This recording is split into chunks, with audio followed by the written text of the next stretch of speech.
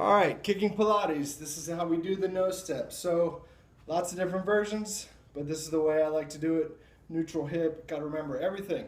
On all these kicking drills, you always have a bent knees, neutral hip, ribs in, shoulders pulled down your back, kind of like somebody's grabbing the skin between your shoulder blades and pulling it down your back. Okay, so to get in position, a real easy one to do, you've done this one where you hyperextend your legs, stick out your butt. As you bring up your knee, it stops. If you bend into your left knee, you'll be able to come up to 120. So that's kind of where you want to be, your hips, right? So another easy way is bend your hips, take a belly full of stomach, that gets your ribs a little bit close to your hips, extend your knees and pull those shoulders down your back. Now you're super balanced, right? So if you're super balanced, you should be able to bring this up to 120, and we want to hold our belly because it hurts when we grab a big bunch of skin. Then we just want to slide our foot back into our comfort zone. Now, if you see when I grab my belly, a big old chunk of belly between my rib and the hip, as I bring my back leg, it's going to be real tight right here.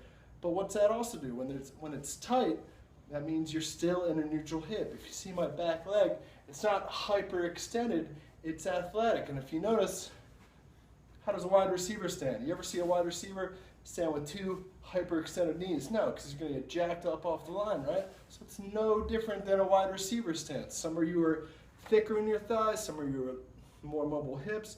So depending on where your lower half is, you can be north, south a little bit. Some guys straight up and down, some guys are all the way over here, but a basic guideline where I like to stand, I like to be in this neutral hip, take this foot, bring it back straight back.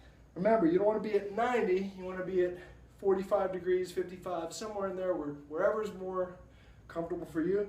Now, the guideline I like to teach, I like to take my kicking toe, I want to put it behind my plant heel, just as a guideline. Remember, all you guys are a little bit different, so from there, I want you to bend your knees just a little bit until there's a little stretch right here in your kicking hip flexor. Now I want you to rotate left until you're locked into place. So you should, from this position, you should feel pretty grounded. If somebody push your shoulder, you have pretty good stable ability. So balanced stability. So you got the neutral hip. The only other thing, some of you guys are very connected. Some of you guys are like me.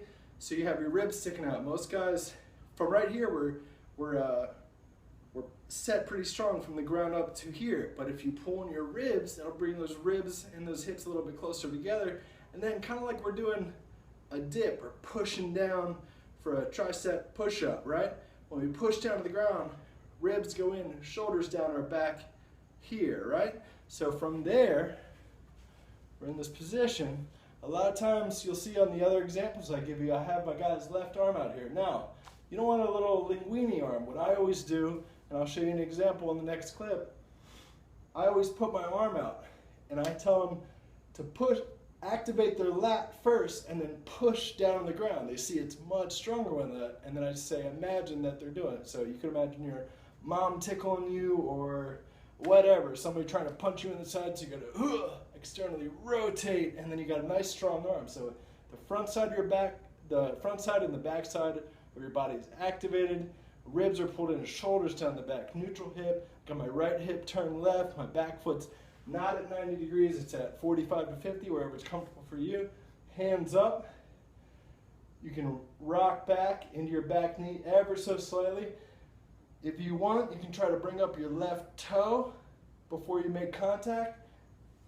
Short backswing, and when you come through, pretend that you're still holding your belly, because when you come through, it's going to be like somebody's pulling you forward. Another little key I like to give, as you come up, pretend you're stepping on the first step of a staircase, 2 feet down the road. So you're here, boom, stepping on that first step, and that's it. Your weight forward, you stay in a neutral hip from the beginning to end, stepping on the first step, and that's a total core drill.